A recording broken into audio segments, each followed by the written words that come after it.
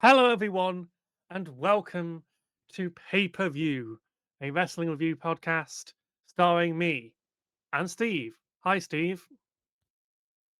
Hi, Steve. Hello. Hi, Kallum. That's going to be the bit now, isn't it? You chose that bit. I have no agency over this bit. No, I did choose it. It just came to me naturally, just like a lot of other things come to me. No, I'm going to stop. I'm going to stop there.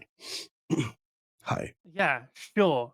We're talking about Money in the Bank 2025 from LA, which was shortly after Worlds Collide, which was also in LA, which is really weird that I don't know WWE do a cross promotion event with a Mexican company where they make their lower card beat all their upper mid card the same Wait, time so, as the Ice Raids.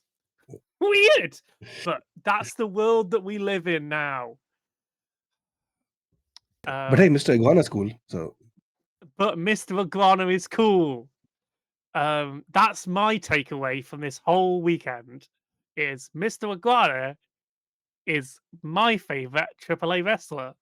And yeah, since that's now WWE, I can't think of anyone in WWE I like as much as Mr. Iguana. Um, which I is fair. watched Worlds Collide. It was a show.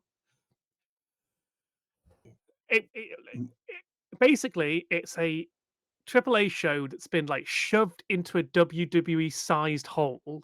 Conan's on commentary trying his very best to sell this style of wrestling to an American audience. And then, like, the matches are pretty okay luchador matches that all have the wrong finish. Um, well, no, the three middle ones do have the wrong finish because basically it ends up being two victories for AAA and three victories for WWE. But the people in the WWE sides of these matches, apart from Stephanie Vacure, are no ones. Like they're nobodies. Like it's oh, I can't even, it doesn't matter. Anyway, Money in the Bank happened. A five match pay per view, like all good WWE pay per views are.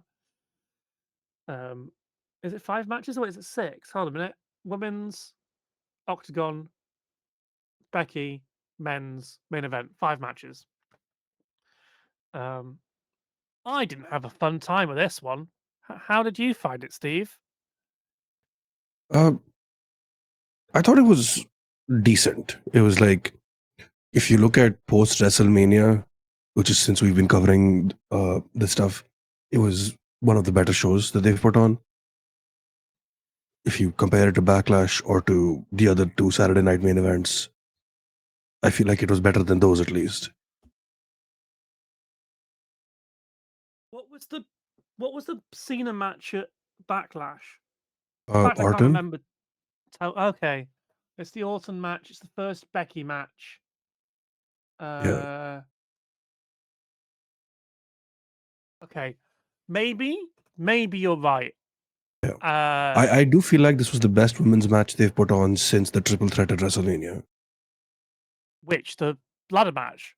No, the Becky and Lyra The match. Becky Live 3, yeah. Yeah, I preferred the first one, but I can see what you're saying. Um, let's jump into the show. I don't think there's much to cover outside of it. So we start with the women's Money in the Bank ladder match between Naomi, Roxanne Perez, Alexa Bliss, Stephanie Vaquer, Julia, and Rhea Ripley. yeah, replay. Yeah, They had some trouble with these ladders, didn't they? yeah. There was. I feel like there was a. I don't know. I think it was because a lot of them have not been in ladder matches before, so they had like issues with that. I at least that's The only my person who belief. hasn't been in a ladder match before is Rhea. Oh, well, fair enough. I haven't seen any of the NXT stuff, so I'm not sure what Roxanne and Julia have done, as well as Stephanie off WWE. So that's on me. But yeah, I think if we're just gonna jump into it, there was a couple of really cool spots. I liked the fact that they they gave each of them time to shine. which I guess is WWE shine, not um, I don't know, AEW shine, I guess. But like they had each of them had specific moments and spots. Stephanie Vaquer and Rhea with like the Devil's Kiss thing on the ladder, right? The red, what is it called, Code Red thing that Alexa and Roxanne did, also on the ladders. What is that Yes. move called? Is it Code Red? Yeah, that No, was really cool. that's Sunset Flip. Yeah, I think it's The called a one Code where, Red though, right? But yeah, whatever. My something brain's not quite working uh, on moves Code and stuff. Red. Yeah, Alexa.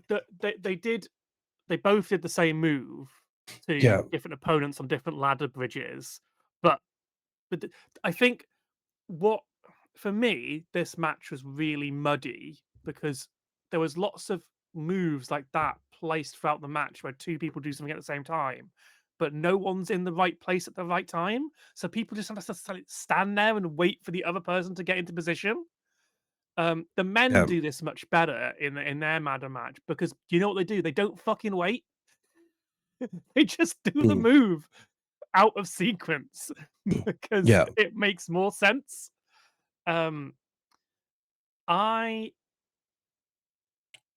my problem with it, there was some great moments and great moves, but I think like the setup for them was a little bit dodgy. My biggest problem with this match is the story didn't make any sense. Like the opening sequence, which was they had the old guard and the new guard facing off against each other, and the new guard get pushed out of the ring by the current like by Alexa, Naomi, and Rhea. That's all fine. But then the match was basically built around Roxanne Perez. And the thing is, she came into the main roster in a tag team with Julia. And then they broke up in an angle that wasn't on television. So this whole match, Julia and Roxanne Perez seemed to have like memory issues because they couldn't remember if they were a tag team or not.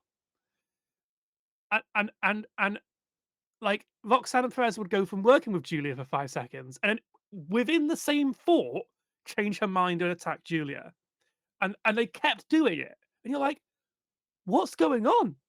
This is so confused booking of like they're like I think that Stephanie Vaquer has been presented as as like the superstar since she made the main roster. But Julia and Roxanne Perez are just like they didn't know what to do with them, despite calling them up.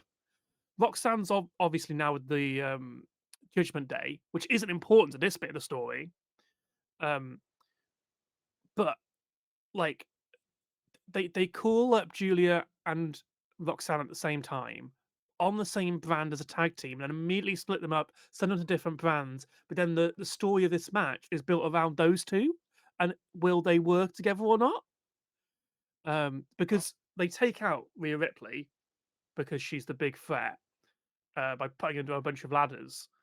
Um, so the main focus of it is basically what is Roxanne doing, um, which I guess puts a spotlight on Roxanne Perez. It just doesn't make any narrative sense. And then she didn't win. yeah. I think so. Firstly, I did not know that they did a breakup angle with them off TV. Like I had no idea that was a thing. So for me, it came as a complete surprise when they went from tag teaming to split up on different shows, and I was like, "What the fuck do you mean? There is zero women's tag team action right now. These two should have been the tag team to take it off Liv and Raquel, especially since all the feuding, all the feuds that they did with like initially when they were fighting against Rhea and Io on Raw and all of that stuff.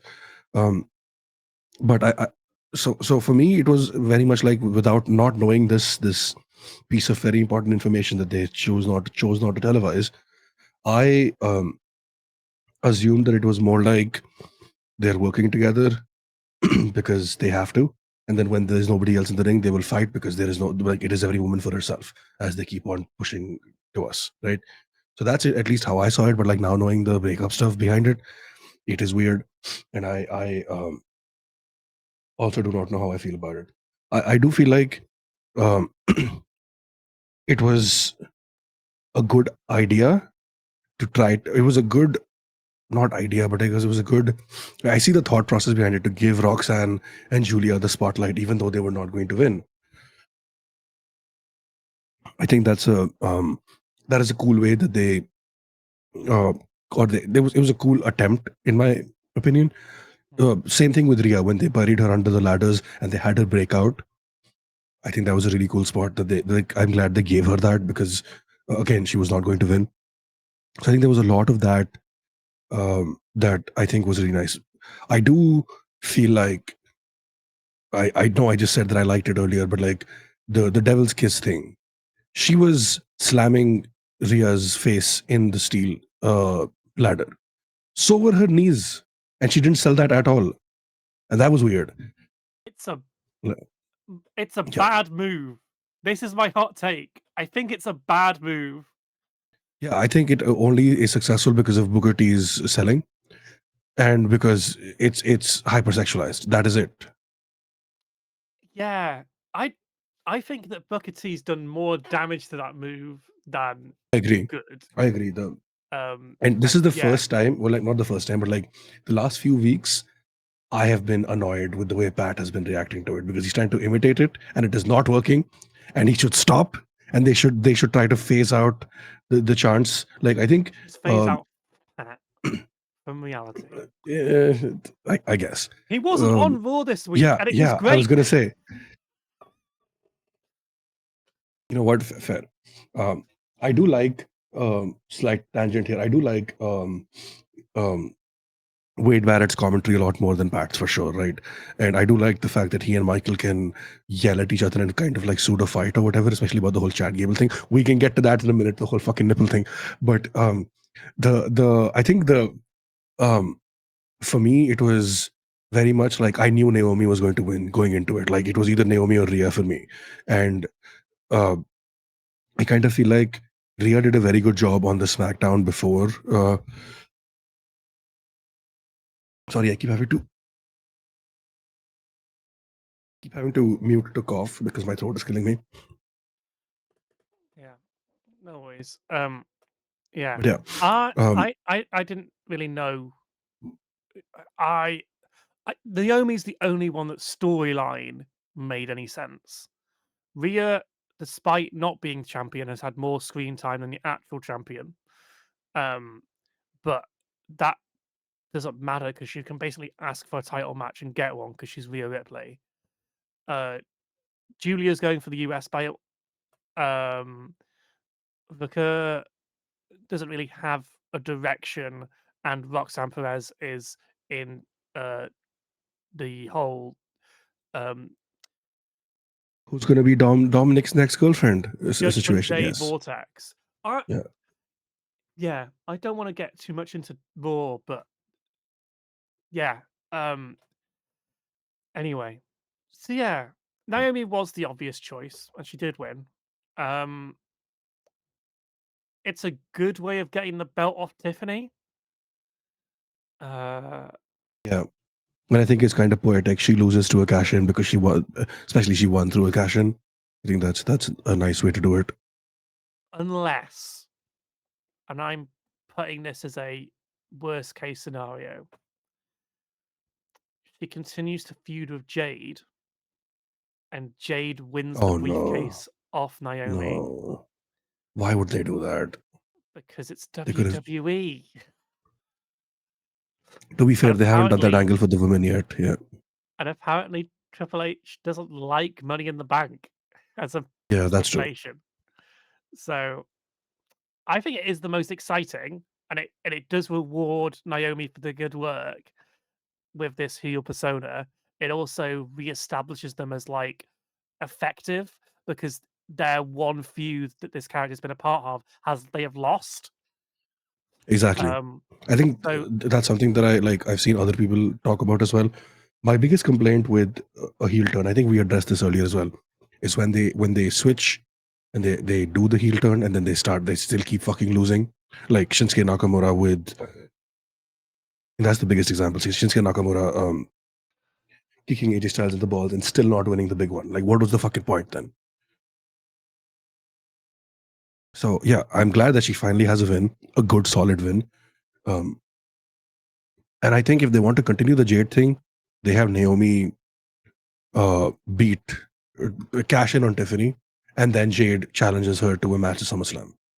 That's what we do. Jade wins it there because I kind of feel like the reason they didn't put Jade in the match is because they didn't trust her, or like she wasn't sure if she was cool with the ladder stuff. I don't know if she's done any ladder stuff in AEW. So Memory. yeah, I think that is something that. But then again, if they don't have the experience, how will they ever get there, right? So this was Ria's first ladder match. She did so well. You do know they do practice between episodes of television, Steve. Yeah, I know, but like practicing versus doing it in front of a live crowd are two very different things, you know. Yeah. So No, I wouldn't have put Jade in the ladder match either. I think this was probably the better lineup theoretically, but it was the worst of the two ladder matches because whoever they got the ladders off for this show gave them some hot, like stiff working ladders. These ladders were terrible at their job. They weren't selling for anyone. They were just really awkward ladders for some reason. yeah, Um, yeah. Um, yeah, I'm excited to see where they go with this. As excited as I can be for any WWE storyline, which is a um we move on to surprise match. It was set up earlier in the day at Worlds Collide. It's Dominic Mysterio versus Octagon Jr. for the Intercontinental Championship. Not Intercontinental. Yes, Intercontinental. yeah. There's too many inter belts. Intercontinental Championship. This came out of nowhere. Okay. So, first match of Worlds Collide, you've got Octagon Jr., Mr. Iguana, and Aerostar. I fucking remembered it at the top of my head. I remembered it because I was like, what the kind of name is Aerostar? Sounds like an airliner. um, uh, Faced off against one of the teams of Mexican stars in WWE. Um, The Rey which one Mysterio is group. no? Which one's Oh, is it the other Crew's one? part of? Yeah, the Lagarda de Phantasm. Yes, that. That one. They lost to the best team because that team had Mr. Iguana on it. If you haven't seen Mr. Iguana, and I haven't got a picture of him, uh, it's the best thing out of AAA. He's a guy and he has an iguana puppet, and his face is painted like an iguana. And he's also a wrestler. And sometimes when he wrestles, he uses the iguana and it bites people. Um, and then he does this like this thing where he like has the mannerisms of an iguana. And we love him. And I'm scared WWE are now going to go. The crowd like that. Let's do something with it, and they're gonna mess it up. Um, but anyway, during the end of that match, after the faces won, um, Dom Mysterio appeared in the crowd and got into an argument with Octagon Jr. because Octagon Jr. likes Rey Mysterio. Um, and Rey Mysterio is Dominic Mysterio's deadbeat dad. So they had a match Huh. after because like Dom attacked him. And he put the title on the line. That's okay. Yeah, but to prove that he could beat him, he had Liv Morgan there to help him cheat to win. Not that she was really needed that much because suddenly Dom's competent. Like we know that Dom's an okay wrestler, but like Yeah, they haven't been presenting him as a dominant heel until this match, and it carries on Raw as well. Um, yeah. I think that it's I don't know what they're doing with the Judgment Day stuff, but like I would very much like to see one of them turn heel on the other, Finn and Dom, just do something there. Haha, Findom. But it's just fucking frustrating. I'm so tired now. Like, I know we talked about this earlier, and I was like all in, but it's been months of just bullshit. Anyway, that's not the point of this match or this review. Um, I have but yeah, very little to say about this match. Octagon looked fine. He wasn't that good, and the whole match was just built around Dom kicking his ass. yeah. I mean, you Okay, know Triple that H. there wasn't going to be a clean finish because Judgment Day was involved, But which it is a was shame pretty because, clean. like, Like till the they end, they didn't need like that interference didn't do anything. yeah, it just protected Octagon, and I say protected in courts, where it's like, oh, he didn't lose clean. There was interference. Uh, But the so match didn't it's protect him. Like yeah, Triple A has been bought by WWE, and their first star who gets called onto a main roster show loses like an absolute chump. Mm.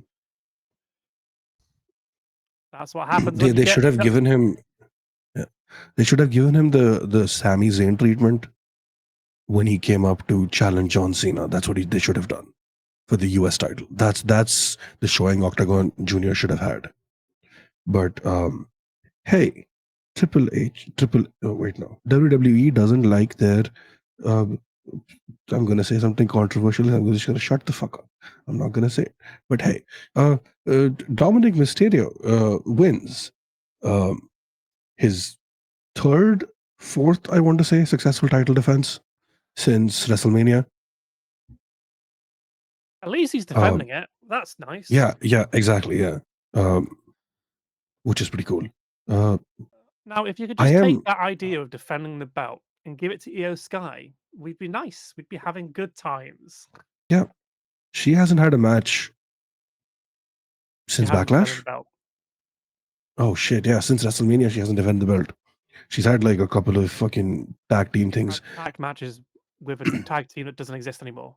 Um, Yeah, talking about yeah, there's another title defense on Raw after this. But yeah, they seem to have abandoned the idea of maybe making Dom face.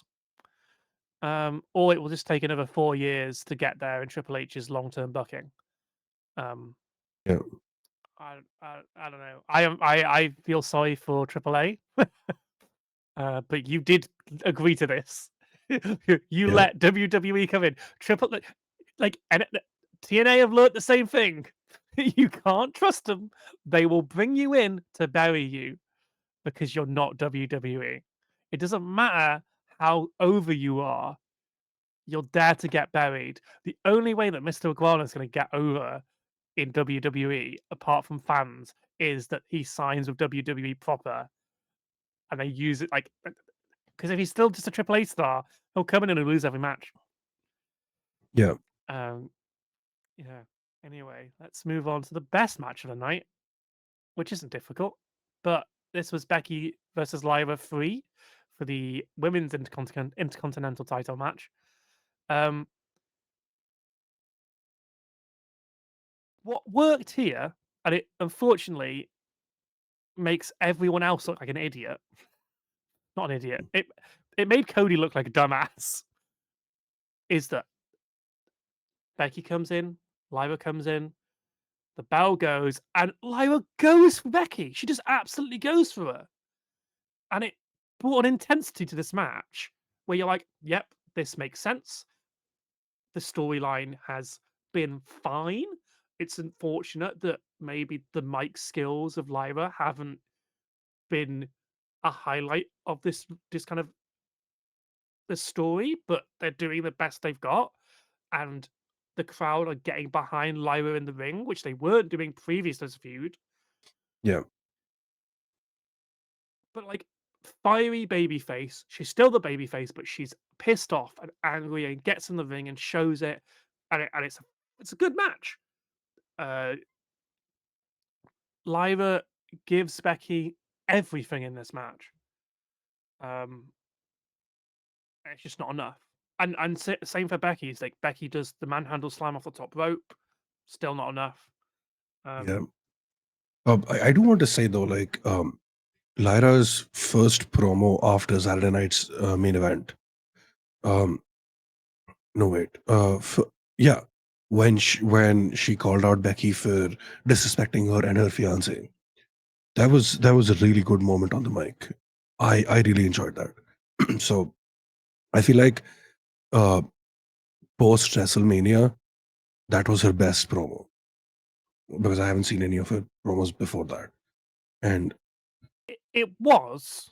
I think she's a fine promo. I just think that the crowd don't care. That's the problem. yeah, I that's fair. think it's Uh, I th- I genuinely I think I was watching this whole pay-per-view and I started to get like, "Oh, the WWE crowd suck." And they've always sucked. It's just that we used to agree with them, right? Like the WWE crowd has been programmed to shut down anything they're not interested in. Like after years and years and years of bad booking, meaning that no, they never get what they want. The crowd still has the mindset that like if it doesn't immediately interest them, they'll what it, or they will boo it, or they will ask for tables, or uh, correctly, WWE noticed that they were using the "R Truth" chant to chant over things they didn't weren't interested in. And some of that's to do with WWE not building those storylines, but it's also to do with the fact the audience don't give anyone a chance. Um, so Lyra doing fine work, Becky's doing pretty good heel work, and this story's been good since their first match. The setup for their first match was a bit iffy, but like it's been pretty good for a women's storyline in WWE at this current time and place.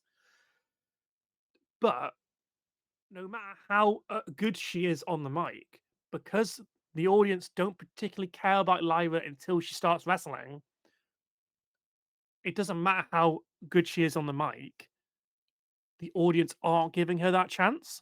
They're wanting every promo she does. Um, Another crime of Steve Austin um, for inventing that chant. yeah, that's fair. I I do feel like the what chants are not just when they're not interested, because they were watching fucking Jay Uso when he would no, they were eating actually, they were not watching. I guess that's the difference. So I take that back. Um, but yeah, I feel like it is because of the way that the wrestlers have been conditioned to talk. Where like if you and I are having a conversation, right? I'm gonna talk and I'm not gonna. The only time I'm pausing is to cough, right? But like the way What? they've been conditioned to talk also is is is that I will say three words, then I will say three more words, then I will say four more words, and then those pauses give the audience a chance to what. And I think people who've been doing this for years, like Seth Rollins, like John Cena, like even Ron Killings, uh, they know how to change the way they talk to stop the what chance, because they will go on a rant without taking a breath to stop the what chance. And I think because Lyra is so young, how old is she? Let me just look this up. I'm guessing 25. Uh, that usually is the she's 28. Okay, fuck, she's my age. Um, so I think because she hasn't had the time to be on the main roster for that long to develop promo skills. I think that is the problem. Like you can't expect everyone to come out of the gate and be fucking Becky or Charlotte or whatever, right? Even they struggled when they first started out. But And I think also like it's the time that WWE give yeah, those storylines to get over. If they don't. They don't build the new characters correctly. It's better than the old days of NXT call ups, but not by much. yeah, valid.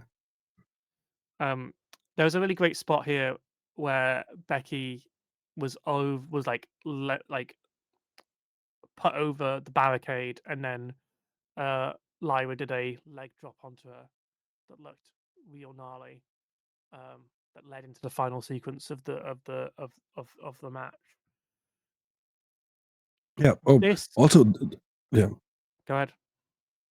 just the finish, right? I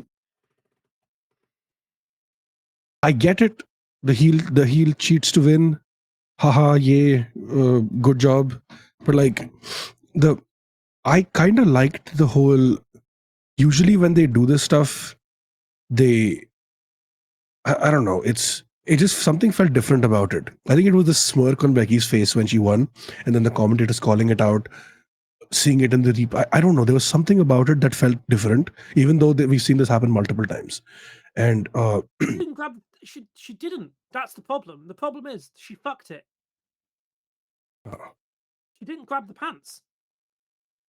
but Most in the ridiculous. replay, you see her grabbing the tights, right? She grabs the rim after the third, like after the tap, after the third hit. Oh, They ah, fucked it. fuck. It's a meh finish that makes sense, but because Yeah, it's difficult to grab women's tights yeah, because their costumes will fall apart. Becky fucking misses it the first time she goes for it, and then like very quickly grabs it at the end. You rewatch the replay; they barely show it because she doesn't do it. yeah. No, see, the reason I thought they didn't show it is because I thought there was a wardrobe malfunction situation. That's why they didn't show it properly. At least that was my initial thought. Because like usually when they show it from the complete 180-degree angle where you see the exact thing. But this was from like a 45-ish degree angle from the actual camera shot. So like I thought that was why. So I was like, okay, it's fine, whatever. So I didn't even consider that which is not the first time she has botched a very important roll up victory pin. Hello The WrestleMania, one at Ronda Mania wasn't Rousey. her fault. That wasn't her. You can fucking watch that again. That's not her fucking up. That's the other person in the ring. No, that's fair, but she was still involved. So, Yeah. um, And also the ref shouldn't have counted it. They should have just not counted it properly and then made her do it again. That's what they should have done. That is a failure of everything in that match not working in that one moment, despite being a really good triple threat match, despite the fact I don't like two of the people in the ring. Sorry, I will defend that triple threat till the day I die. It's the last good women's match in no, it was a WWE. great match. I think the ending fucked it, and it. I personally feel like that is when I was like, oh, they've ruined Becky. That was the first time where I felt that, right? Because of the way that the finish, and I was like, fuck me. I was disappointed, genuinely. So, but this was also like a decade ago, so like we got to move past it. Um, but yeah, so Becky winning was the right move, I believe. She was because now it gives us an opportunity to do a third match at, I don't know, SummerSlam, or if they push it, or if they, I don't know, take it to Saudi. I don't know if they will take it to Saudi, because I don't know spoilers, why they're Bailey's going. back. So Yeah. So after the match, Becky makes Lyra raise her hand and then tells her to put the belt on. And Becky's promo about this was really good. Like Becky's yeah, promo on Raw was great. Um, anyway, after putting the belt on her, Lyra gives her the German suplex and leaves in rage, which is good. You know, I think correctly this theoretically leads to a third match. yeah. However, we do have a Bailey shaped Bailey. I I kind of feel like the way that I would do it if I was them, but I'm not them. Bailey comes back for revenge against Becky. She doesn't care about the belt. She's like, Lyra can have the belt. It was her belt. I'm here to fuck over Becky, and she does that by helping Lyra win. And she is there to set up a feud between her and Bailey and Becky, and Lyra moves on past it after Night of Champions. That's how I would play it. What is But your Evolution main event?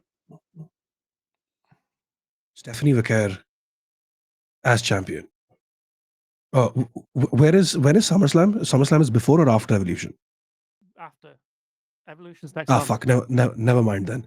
Because Evolution is my weirdly the end of next month, the same weekend as All In. oh wow, of course. My prediction is Stephanie McCare wins King Queen of the Ring. She wins at SummerSlam. That's my prediction, right? So, but Evolution is before that. So, main event is probably going to be Becky versus. Um, you know what would be funny if they do Becky versus Bailey versus Charlotte for the I think it's Intercontinental Becky versus title. Bailey. It's the biggest match they've got. It's two of the four horsewomen they've still got. Yeah. No, when is the draft? Is there a draft happening anytime? No, they're not doing a No, draft. right? So I don't know. They will figure it out. They don't really care about the brand split that much anyway. But Becky, Bailey, Charlotte for the Intercontinental title could I be don't the think they'll way. put Could be one Charlotte of in the it. way. I think Yeah, but you're right. That would make sense. yeah. A horsewoman's triple threat, and like, wasn't it four horsewomen? No, no, no, no, no. It's always been three Oh yeah. horsewomen. There's Where's only ever where's the been three fourth one? Yeah, horsewomen. yeah. What are you talking Um, about? because they've not set up a storyline for Io Sky. Who does? Who does? Who was the person that Nikki Bella went out to challenge on Raw? Have you seen Raw? Yeah, she didn't go out to challenge anybody. She was just saying, "Hey, I'm so excited about Evolution." But Liv confronted her because she was like, "You named all these incredible women. You didn't name me. What the fuck is going on? I was champion all of last year." So Liv, I Nikki think, versus Liv isn't the main event. It's a yeah, I match on don't the want card. it to It's be not the Nikki main event. versus Liv. I want Raquel to be involved. I want it to be a tag team match, Nikki and Brie, if they can pull it off. I don't know if Brie's coming back, but they give Nikki a tag team partner. They have Nikki win, and they have Liv and Raquel break up because of it. Okay. I Anyway, I know it's far fetched. I think we're leading to the main event of Evolution being Bailey versus Becky for the Intercontinental belt.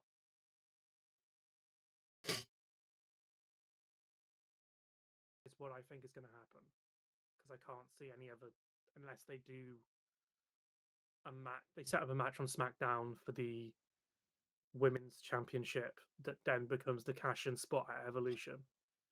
Um, Yeah, anyway, yeah, we'll see how this develops. I am worried that they're not going to do the third match, despite the fact it makes sense and it's the best wrestling on the show. Both yeah, matches, that both cards this match has been on, it's been the best thing on the show. So I don't know. We'll see. I don't see much upside for Lyra if she isn't in this storyline. yeah. Um, I think they could potentially do like, um, if they don't want to have the belt. I don't know if they are going to do that or not, but they could potentially make it a triple threat with Lyra instead of Charlotte at Evolution. The three of them. mm. Um, and I don't know, Bailey wins, and then they set up a Lyra Bailey feud. Becky can move on to Io maybe for SummerSlam. Uh, Who knows? And also it Night of Champions might change all of this. I'm not paying yeah, attention to Night of Champions because cloudy. that's fair. Yeah, that's fair. Uh, I kind of want unlike CM Stephanie Punk, to. I keep my I word. know, right? Yes, I. No comment. Um, Yeah, I was very. I was kind of upset about that. The way he agreed immediately. There's no. I guess they don't want it to be a part of the storyline, but also come on. they can't. They can't. Anyway, let's not Yeah, talk about Raw. Let's talk about the yeah, men's Money in the Bank ladder match, yeah, or as I like to call it, Seth Rollins wins his second Money in the Bank briefcase. Oh, and there's also other people there. yeah. And he does it the same way he'd won the first one, with help from outside, with people who were not even in the match. Well, actually, in the first one, he got help from Kane, who was in the match. So, yeah, uh, Yeah, that was a weird I year. mean, this was the most boring lineup, but this match was very good. Yeah.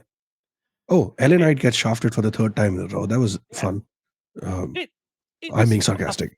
it was a fine Money in the Bank ladder match. There was one spot I legitimately went, no, that's pretty great, but it was pretty fun.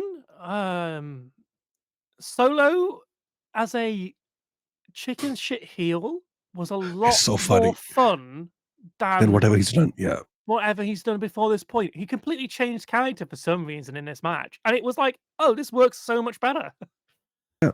I think he's done like shades of this in the past, where I think when MC what are they called, Motor City Machine Guns came back, that time they were like anytime anywhere. Like I've seen those clips and he's like "Nye, nye, nye, nye, nye." And those like little mocking things that he's done, like splattered throughout the last year, that should have been solo from day one. Well, not from day one, but like since he split from Roman and everything. I think solo as like a mocking piece of shit who is also very effective in the ring is a much better vibe for the whole thing versus him just oh, Jacob Fatu has no brains. Ha ha ha. No, that doesn't work. Um, I don't know if you saw that, but like that's what happened on Friday. That's what led to the turn. But Yeah. It was a weird choice to turn here with Jacob Fatu. Um, Andrade is still in WWE. I didn't know this. um, I am Uh, genuinely surprised he's still on screen because of the whole Charlotte thing. I am surprised she has not tried to pull strings, or I guess this was her pulling strings to be like, oh look, he still sucks, or he sucks, not still. Um, I I don't know how much that plays into thing. I guess politics in WWE is politics in WWE, but like he wasn't on TV before, since, or after. um, yeah, and now he's in this match. And at one point, he fucking climbs that ladder and he's going to take that briefcase, whether you like it or not. They have to fucking stop him. yeah, I mean, he's doing his job and he's there, but he was pretty good in this match. Um, yeah. was it him who I think gave one thing you the? can count on is Andrade will always do his best to put up an excellent showing, no matter what's happening outside the ring. And I think that's like reliable competitor. He's like Dolph Ziggler, right? In that sense, where guy will go out, he will sell, he will get bodied, absolutely wrecked. People will cheer for him, and he gets fuck all for it. I don't know if That is people were cheering Andrade. for Andrade. The crowd in this match were weird. They were chanting a lot of things, and tables for quite a bunch of it. It's a ladder Yeah, match. Fucking check yourselves, boys. Like, you've already got ladders. That's a ladder. What?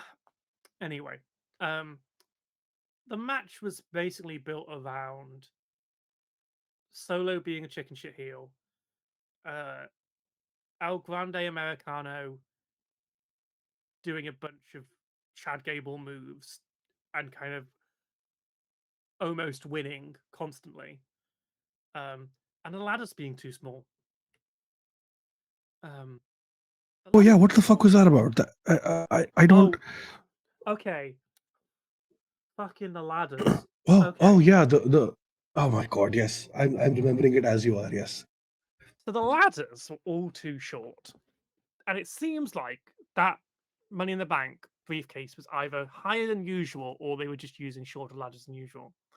However, if you really wanted to win, you had to use the sponsored ladder, which was like Fire Whiskey or something that was introduced in this in a promo backstage by the Creed brothers. Um, and you knew the match couldn't end until that ladder was used because they've yep, been paid to use it. yeah, yeah, So yep. I agree. It's one and thing to have a sponsored segment. It's another thing to have your superstars cut a promo about said sponsored segment to be used in the match. It was very jarring. And they did that. They did this in on Friday as well with like a Slim Jim fucking table, yeah. which was a whole other thing. But at least there wasn't like a promo about it. Like, oh, make sure you have the Slim Jim table ready for this match. Fucking hell. And also, it's what's really funny is that when Chad Gable, sorry, Gargano, no, fucking Chad Gable got the fucking ladder out. Um, the audio cut out for Everywhere But America because Pat McAfee did an ad read for the whiskey, and you can see him do it. Oh You can shit. see him on his feet chatting nonsense, and there's no audio because they don't have the sponsorship rights to do the ad reads elsewhere in the world. And this happens on all the shows all the time. Is you'll hear Michael Cole go, and this match is brought to you by. And this one, Oh my the edit was god. better. The edit was better, but you could see that that Pat was supposed to be saying something, and you just didn't hear it. That makes so much sense to me now, because I've always thought like the audio cuts out because it's supposed to be in the middle of an ad, and they just cut out the audio for the live viewers. And I was like, fuck, holy shit, I never considered that. It's the ad reads they can't do. Holy shit. Is it what they can't do, or do they choose not to do it because they're not getting the money for it? I think it'll be rules around the deal is literally they paid for the American. It will be complicated rules in different countries and all kinds of. It'll be so complicated that it's just better for them to just cut it outside of America. So there's two audio feeds basically. There's the international feed and the American feed, which is really funny because they want to sell radio Wrestling Observer Radios kind of said that the new ethos at TKO is if there's space on the screen, it can be advertised. Um, they want to put advertisements on everything if they can, and it's quite funny that they want to do this while at the same time trying to make WWE as international as possible, but all the ad reads aren't able to be broadcast everywhere. So you're ending up with this weird world where there's a bunch of sponsorships on screen that you can't read ads for in the world market that you're trying to go into. Um, this whole event, the middle of the ring, you got Elden Ring Night Rain. So anyway, sorry, it was so obvious in the match that the match just couldn't end until we saw the fire whiskey ladder. Um Penta was there. He did some jumps and some moves. I am surprised we're still in singles Penta. Though I will say the Yeah. crowd seemed to like him. Uh, Still, it's just you can only say that he's set the world on fire enough times before you're like, well, what's he actually done since he got here? Apart from lose, beat Pete Dunne. That's about it. Um, yeah, he does a sunset power bomb onto Andrade from the ladder onto the ladder bridge, which we'd already seen twice in the women's match. Yeah. But But that this time it's ladder, called a Mexican destroyer, so it's better. It's different. Yay!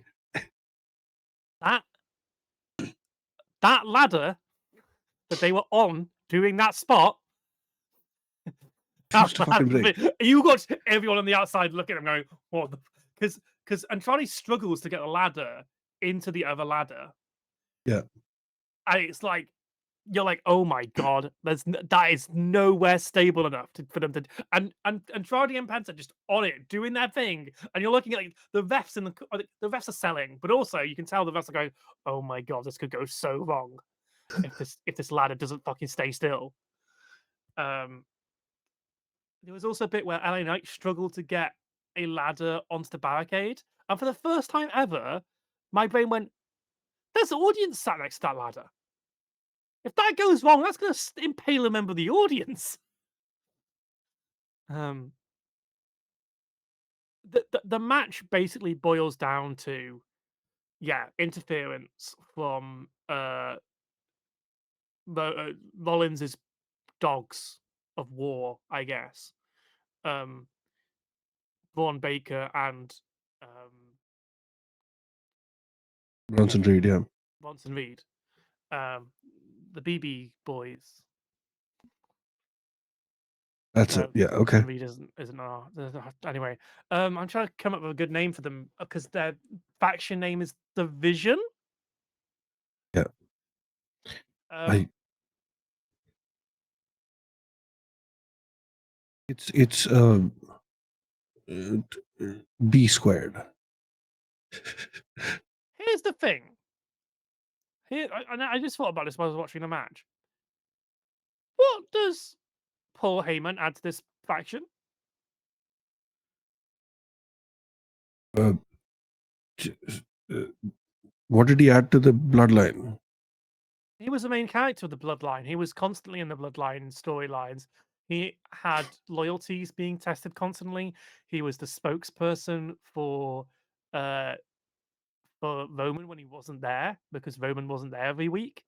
Um, so he served multiple functions. He just kind of stands by the ring now. He doesn't even do the announcement for them, right? I don't know. Interesting. Um, yeah. So the boys come out. They mess everyone up.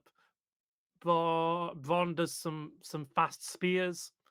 There's a really good one where he goes around the side of the ring and a ref is like on the floor and he like hops out of the way and then keeps running. I was like, fuck, Yeah, this guy's so good.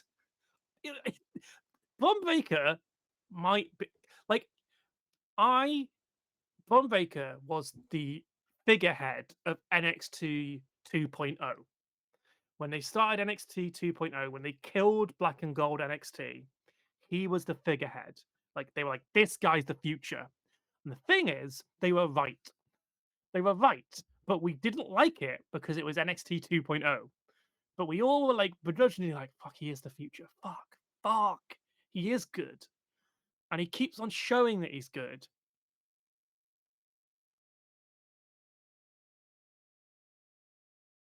Just do something with him. Is my hot take. Maybe take I Seth do out of feel this match like and put Von instead. yeah, I do feel like Braun Breaker is going to be the one to dethrone Rollins.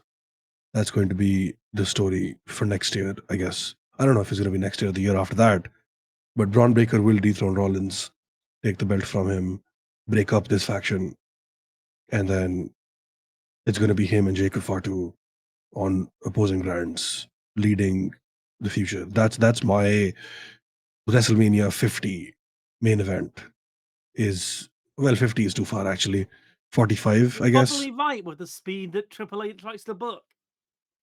Uh, yeah, but I personally feel like Jacob Fatu on SmackDown, Ron Breaker on Raw, they are most definitely the future of the industry. Uh, and like they need to be the next like Seth Rollins and Roman Reigns, right? But without the relaxed schedule thing, I guess. The And we it did just get to fits. see Jacob Fatu and JC Mateo come down to the ring to fight off uh, Rollins's boys, and this led to a sequence where suddenly Jacob Fatu turned on Solo. The I Rollins hate you boys, solo. Yeah. surely not coming down to deal with Rollins's boys is the same.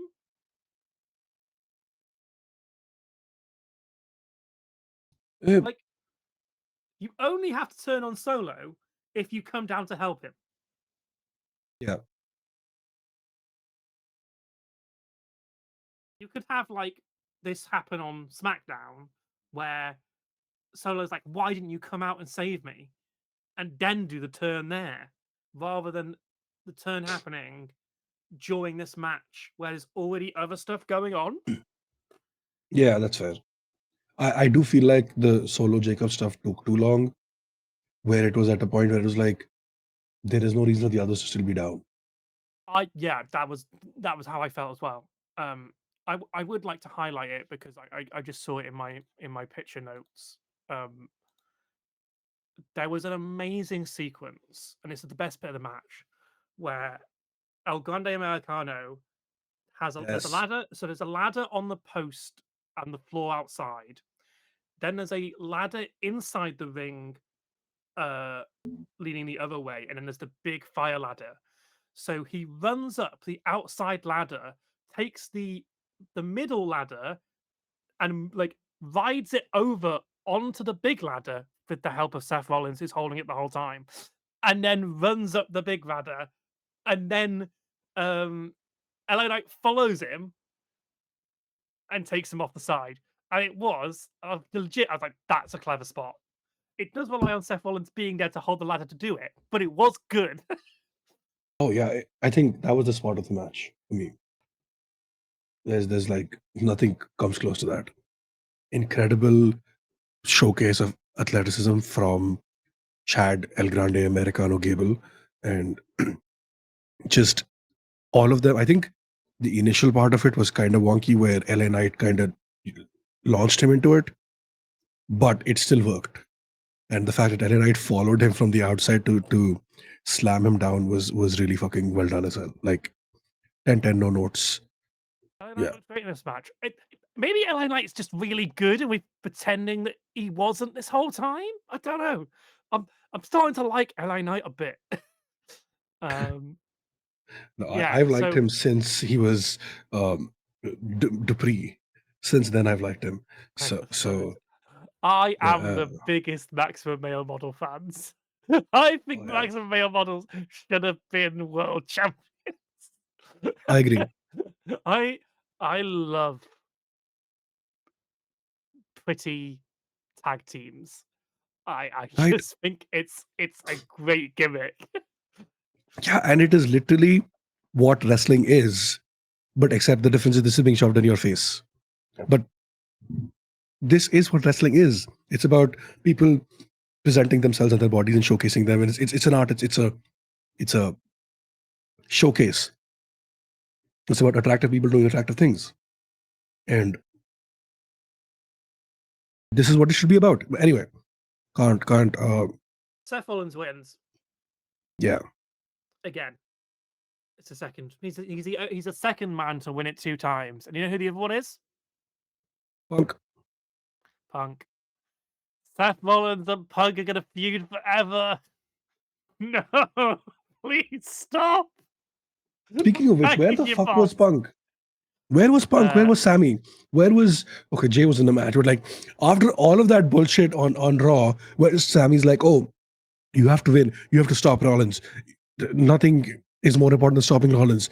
Fuckers didn't even show up. Like, come on. yeah, it was weird. And also, I think Sammy's gonna come to regret that. Yeah. Uh, Based on who won the world championship, I'm guessing we're leading to a Sammy Gunther feud, and somebody's With going to cash in. yeah, I'm still trying to figure it out. Like, I don't know if like it obviously makes more sense for Rollins to cash in on Punk, right? Because the feud No, is there. Like, why would he go after doesn't make Sammy when sense.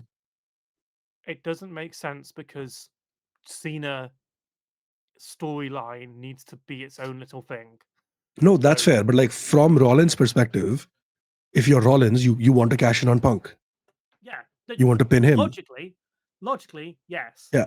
In the fact that Rollins is a Raw star, and Yeah. Cena has the SmackDown belt, Eh, and he's also got 19 days left. So like, yeah, yeah. um, it's either going to be the title rematch between Gunther and Jay that might happen, or it will be Sami Zayn goes for Gunther and Rollins cashes in there, Yeah. or it will be Gunther versus Goldberg at SummerSlam. Oh my god. Yeah. Anyway, um, yeah, Um, I well, enjoyed the match more than I thought. I did watch it at 1.5 speed, yeah. That's it. and I turned I everything feel off. like I feel like uh it made sense again for Rollins to win here. Nobody else really had like a thing, and like it's the same thing, right? You turn heel, you need to win the big one. Otherwise, what is the fucking point? And I do wish it had not been at the cost of screwing over LA Knight again. The final spot where everyone is down, Rollins is climbing, LA Knight shows up, tries to stop him, fails. They could have just removed that last part from it. Yeah, that last section was weird. I didn't get it. I didn't get why it was weird. I think it was to kind of They show Iron Knight was this close Yeah, again. I think they are setting up something with LA Knight and Rollins, because if you watch Raw, you've seen like he interfered in the fatal four way, so Braun Breaker could not win. So that might be something, but like they could have done that regardless without that spot. I think he's upper mid card enhancement talent. He's there to be in Yeah, feuds and put the other people over because the yeah, crowd like him, so they don't really need to let him win. It's a lesson you could learn yeah. about certain Uso. Then It's we came the on. Dolph Ziggler treatment, but yes, okay. Final Then match. we come on to the main event. According to WWE, this was the main event Yeah, for some reason. I John hated it. Cena teaming up with Logan fucking Paul. Versus Cody and Jimmy Uso. No, Jay. Yep, Um, do you want to watch a match of Jey Uso being worked over by John Cena and Logan Paul, only for then Cody to get the hot tag, and then the match is okay because it's like WWE's finisher nonsense. That's what this was. This had the vibe of a Saudi match. You know what I mean? you know what? I see it. Yes, I see the vision.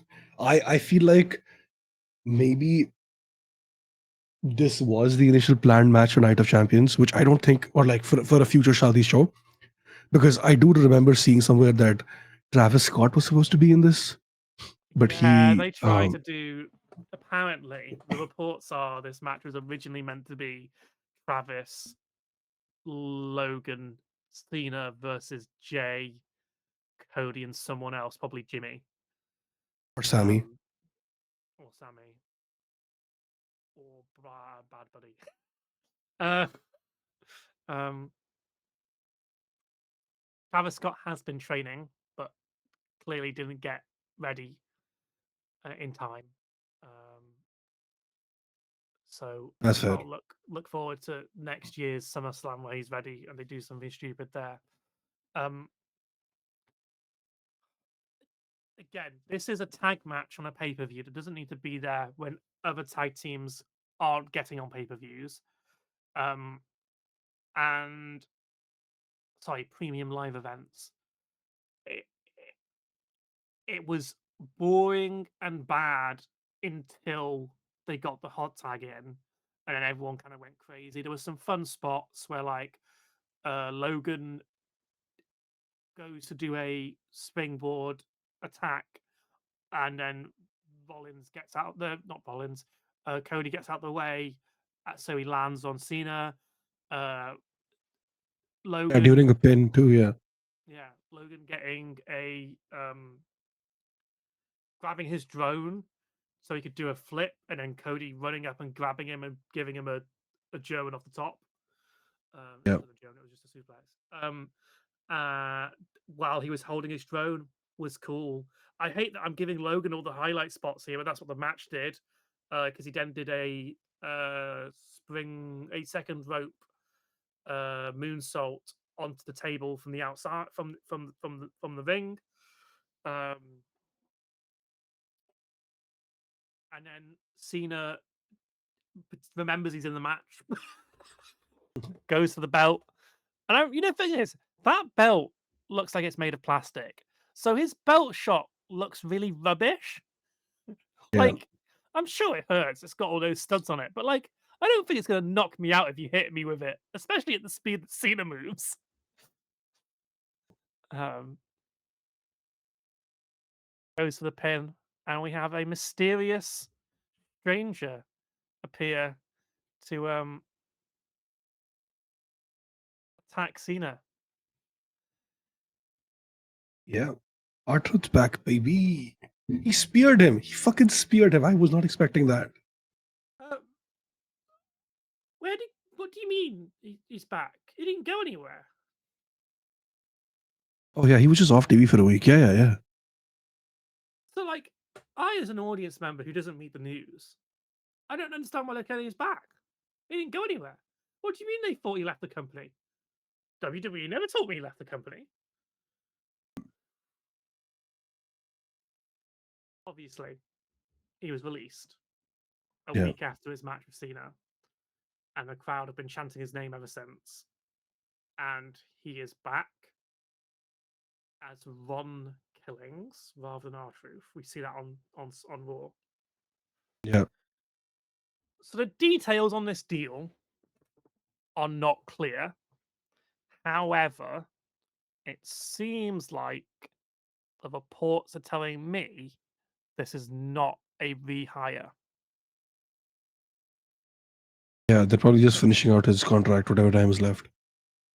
Or it's a certain amount of time they've agreed to do where he can come in and establish the name Ron Killings so that when he goes to the Indies, he's already re-established his serious character. But What? why would they do that for him? Because the crowd are chanting for R-Truth. Hmm. They were Fair worried, enough. and so basically, WWE is in a real bad press mode at the moment. They are on the downturn in terms of viewership on Netflix, and not that that really matters because Netflix viewership doesn't really matter to their deal currently. Um, but with all the releases they've done this year, um, the fan sentiment around WWE is starting to turn to being bad. The Huh. relocation of WrestleMania was scummy. They Yeah. keep on doing some scummy stuff, which they've always been doing this whole time, but because they've been the popular product, it doesn't matter. But I feel like this is like the straw that broke the camel's back, or WWE were concerned it would be. So, how do you fix the R truth chance? You can either wait for them to die down, or you can serve a cheap victory by signing a return and writing him off properly.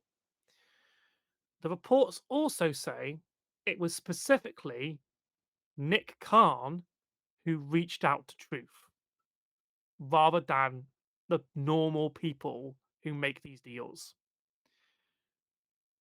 So it seems like our Truth, because he wasn't taking calls from WWE until Nick Khan called him, which is very clever.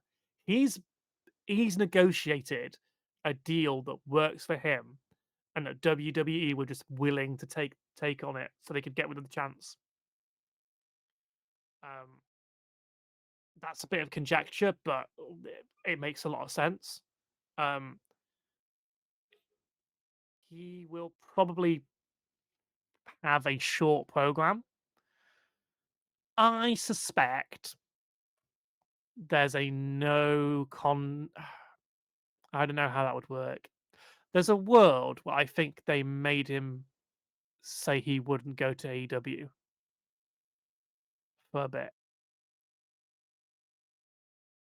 How would you police that though? Like how solid of a contract would that have to I be? don't know. It just it doesn't make sense. You're right. It doesn't make sense for them to do this because if they establish a serious Ron Killings character and then he goes to AEW immediately after his contract ends, they fucked it. Yeah. They fucked it. I don't know if AEW would be interested. I think TNA would probably want him more than anyone, but I could see a clever wrestler going, well, I've raised my stock now. I can go to the competition and make me look great, you know? Um, it's what Mariah May's just done. Mariah May came into AEW, told a year-long storyline that was maybe the best storyline in women's wrestling of the last 4 years, and then went to WWE, going like, "They made me a star. Pay me the money, so I'm not there anymore because I want to be here."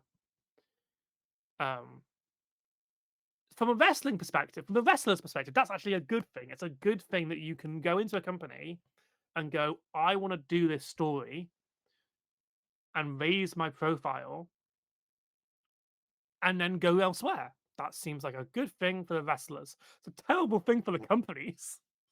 Um, even while that storyline is good, um, I don't know where they take our truth. Sorry, Ron Killings, because I think you were right. You said in the Discord that you think they'll take him into a feud with Cena. That's the logical progression, right? Yeah, Is but unless that is a Cena title versus career match for Ron Killings, where if he loses, he has to go from WWE properly this time. There's a like you're right. If R Truth was signed to a full time WWE deal, you might have the temptation to make him beat Cena for the belt because yeah, currently that's hotter than Cody is for the belt. true. But like, when would we even do this, right? Because uh, Cena's not free till SummerSlam. Yeah, you do it. He's got You do Night of it. Champions. He's gonna and SummerSlam You do they're it at the end of his. pitching You do it at the Cody. end of his. You do it at the end of his dates. So he's gonna. He's So got you're saying 19 R-Truth days left. sticks around for 6 months? No, because he's only got 19 days left. Yeah, but 19 days. We're expecting it's gonna last till the end of the year. I don't know about that. The final Raw is in Boston. Of course, they're gonna end it there. We'll see. Um, yeah, I don't know where they're going with this. We'll see. His promo on Raw was pretty good. I don't know if that's what the audience wanted when they asked for our truth to come back, Yeah, but it was a good promo. Um, yeah. But I also feel like it makes sense from a storyline perspective. If you've been released and brought back to the company, you will want to try to switch things up and not be the same, because being the same goofy person is what got you released in the first place. That is your thought process. So maybe I'll come back, I do something different, to try something different and see, like, from a kayfabe point of view, is what I'm thinking, right? So I don't know. yeah, I don't know. It is interesting. It'll be interesting to see where this goes, but I felt this match made Cody look worse. Yeah, Um, because he didn't seem to particularly be that fired up about Cena. Like, compare him to Lyra in the Becky Lyra match. Lyra's yeah, like still a babyface, but he's like, "I'm not having this." And Cody's like, "I'm going to go into a lockup with you." I'm like, "No, Cody, yeah. no." I think the problem, or like, I don't know, I feel like they have been trying to tell the story for the last decade about how the belt corrupts whoever has it. And they tried it with Punk, they tried it with Roman. It actually worked with Roman. They were getting there with Cody, because at the end of his, like, the 2 months leading up to WrestleMania, not the 2 months, the month after Elimination Chamber leading up to Mania, you could see it wearing on him, right? And I think that is a story they're trying to tell. I don't know how much of this is me just projecting or like whatever. It is a good story to tell if you do it right. It is something But that I you can think, keep. The idea, like the yeah, belt, either like makes you really not trust anyone around you because they're all yeah, trying to win the belt, which is that's why that you you wanted the belt too. That's how it works. That's the whole point of this. It's the belt. That the the yeah, people want to win the belt. That's why you make the belt. exactly. Right. So I Yeah, think they're trying to show Cody as he doesn't want the belt anymore. The same thing they're doing with Punk, where Punk doesn't want the belt, but he's willing to do whatever it takes to take it off Cena. That's the same thing that they're trying to show with Cody as the character, where Cody as a character does not want the belt because of how it made him feel. I And that think is it why, yeah, probably. I don't know if that's the story. I mean, yeah, I don't think that's the story that they're telling right now. I think it's Cody is the respectful baby face no matter what. We're just going to ignore that bit where he almost killed Owens in that match where he had to go to his dark place. We're just going to ignore that storyline beat because that's not what they want to do, despite the fact that would make sense right now because that will help him win the belt. Um, it just kind of seems like it's Cody Rhodes. He's the perfect baby face. Look at how baby his face is. Ignore his neck and that awful tattoo, but look how baby his face is. Um, maybe you're right. Maybe the point is that he doesn't want the belt. But why is he then going for it? This is the thing, yeah, right? I don't know why the Money in the Bank match wasn't built around the idea of the baby faces needing a way to challenge Cena. Because Cena has said he's going to take the belt and leave, and he wasn't going to fight for it. Like he has, but like he could say, "I'm not taking any more challenges," and he could just leave. So the Money in the Bank is the only way to beat Cena. It's obviously because Triple H isn't like the Money in the Bank briefcase, but like you could still have the same winner. You could still have Rollins sneak out a win. But if you had Punk, Cody, um, in that match, it raises the profile of that match so much, and we don't have this damn stupid tag match instead. Also, CM Punk winning the Money in the Bank to go and fight John Cena. It, it, it's the obvious story. I don't know why they haven't done it. It really annoys me they didn't do it. yeah, I agree. It should have been even the bullshit Night of Champions thing is Punk was literally feuding with Rollins last week, and now he's after Cena. What do you mean? This is the problem when you don't give them enough time. I think the problem is that Triple H is not used to booking something in 1 year. He likes taking his time with shit, and he knew he only had a year with Cena. And I still believe that they are going to. Um, Cena's going to lose the belt by SummerSlam. That is my. I still believe that he's going to lose. He's going to go on a redemption arc. It is going to be exactly as Punk predicted, but it's probably not going to be Punk who takes it off him. If you watch the promo on Raw, he literally said you're going to spend the last 6 months of your farewell tour apologizing for the bullshit you did.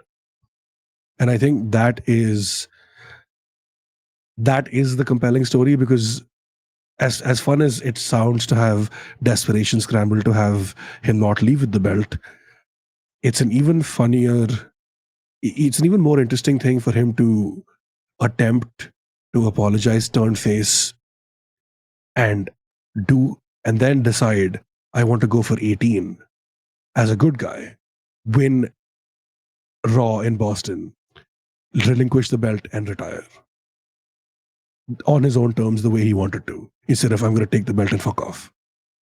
I think John Cena as a character makes so much more sense to go that way, but I don't know if WWE has the wits to or the charm to whatever pull it off in 6 months. That's how I would do it. That's how I would want to see it happen.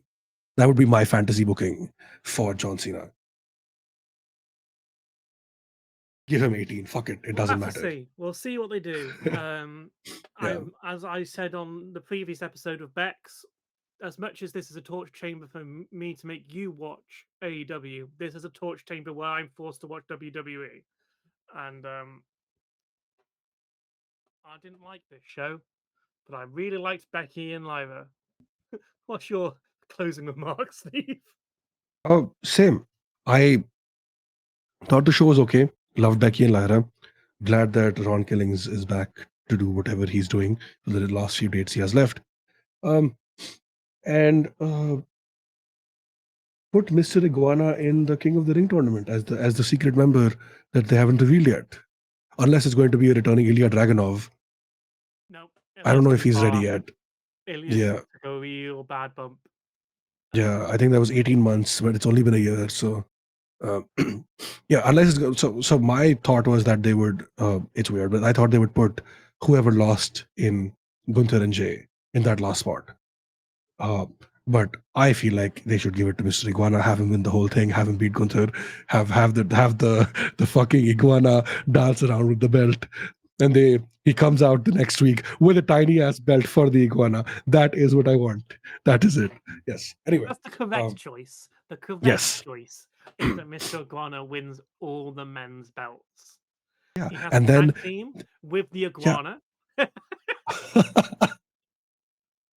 yes, yes. Next year you do iguana in the bank. That is what he wins. It writes itself. It is yes. That is We're my going to bold prediction. sponsor everything. Let's put Yeah. Mr. Iguana on everything. Yes. I want to see Yeah. That's Mr. those are my closing Iguana thoughts. in the Firefly Funhouse. Oh my god. Um, yeah. Well, we know we won't be covering Night of Champions. Yeah. We'll be back. We Wait, might did they do did they get rid of the Paris thing, or is that after SummerSlam? There's it's supposed to be a clash in Paris, right? Clash of Paris is the same weekend as All In. I thought So it's so Evolution it was the same goes. weekend as All In. Oh, they both are. Oh fuck. It goes Night of Champions, Clash in Paris, Evolution. So I think we should cover Evolution then, not a Clash in I'm not Paris, covering or Evolution. I'm covering All In. we can do both. They're the same weekend. All In's gonna be So 9 hours long. oh. Hmm. You know what? Fuck it. You and Bex do All In. I'll get Mike to do Clash of Champions with me. No, Evolution with me. Fuck no. We'll figure it out. Uh, we can. I'll decide. We'll figure out how we feel it as we get closer to the date. Because shout out to Bex, excellent job taking over while I wasn't here. Thank you for stepping in. Uh, 10 no notes. I did watch the episode, and I am totally not threatened. No, of course not. Uh, anyway, that's all from us, I think. For this episode of Pay Per View, episode 6, which is wild. We've done 6 of these. Um, and hopefully next time we'll have better stories to talk about. And I will be proven right when Spunk is champion. Or I don't know, something. We figure that out. Yeah. Sorry, so Clash of Champions is next month, and in August you have Evolution, then it's Clash in Paris, and All In is on the Saturday, and Clash in Paris is on the Sunday. That's what it is. Oh, shit. Sorry, I was Isn't there a Saturday night main event also in July? uh, God, we'll figure it out. What SummerSlam is beginning of August 2nd August. and 3rd. Yeah. Oh, I don't know what. I'm so confused. No, Forbidden Door is the same time as Clash and so Clash. So it goes Night of Champions, main event and Yeah. Evolution, Clash, because it goes um All In is in July, and then Forbidden Doors in August. That's what it is. But yes, Okay. I thank you very much for watching, and we will figure out what our schedule is moving forward. Maybe we do a van split. Uh, um, anyway, thank you very much for watching, and thank you, Steve, for joining me on this great episode. yeah, of course. Where This we good. hope that wrestling keeps us alive in the dark world we live in.